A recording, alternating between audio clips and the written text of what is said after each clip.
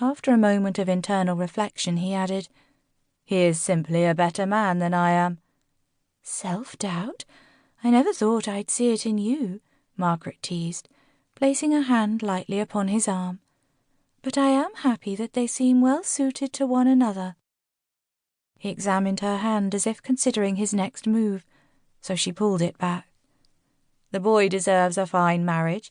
If he can be happy as well, then he will be richer than his father." Guilt washed over Margaret. Eleanor and Edward were seen so rarely together that she had a habit of forgetting that the other women existed. While she would never consider anything inappropriate with Buckingham for her own reasons, honouring his wife should have been one of them. "You are content that we move forward with plans for them?" Edward interrupted her thoughts. She nodded with exaggerated motion, as if it would clear her head of all else. "I am. Our families are ideally matched. They will be the most notable couple in the kingdom." Glancing at her cousin, she added, "Besides the king and queen, of course." "Of course," he agreed, though he could not contain himself from saying more. He leaned in close to her in the way that always made it difficult for her to focus on what he was saying. "Maybe they will be the king and queen," he whispered. Those words, the whine on his breath, the quivering in her stomach at his closeness, she thought she would be sick. "No, Edward," she forced more strength into her voice. "Do not say anything like that again." Her anger building, she stood and looked down on him. "My father was executed for words such as those. My brother because the king thought he might some day say them. Do not even utter them in reference to my daughter."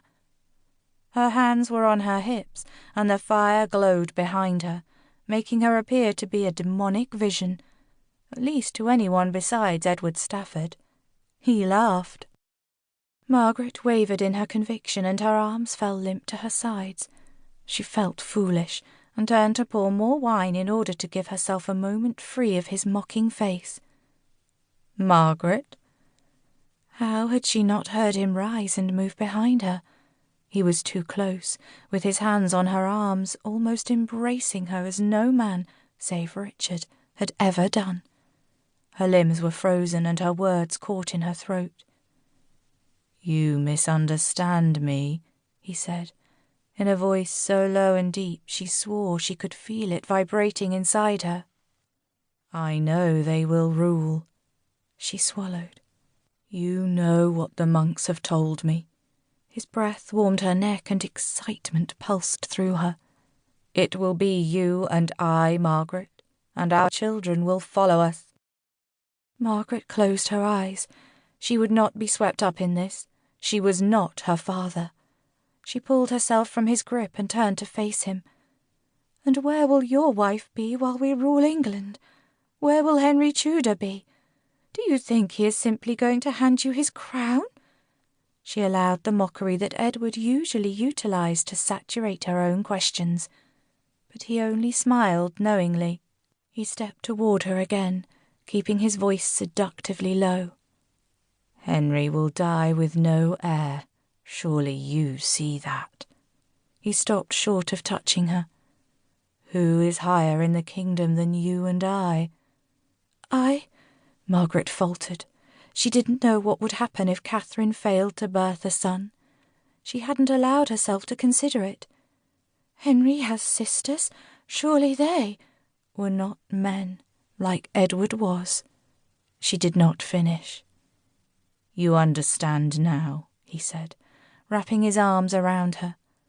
"It is our royal blood that is strong. The weakness of the Tudor blood is showing, and it will fail."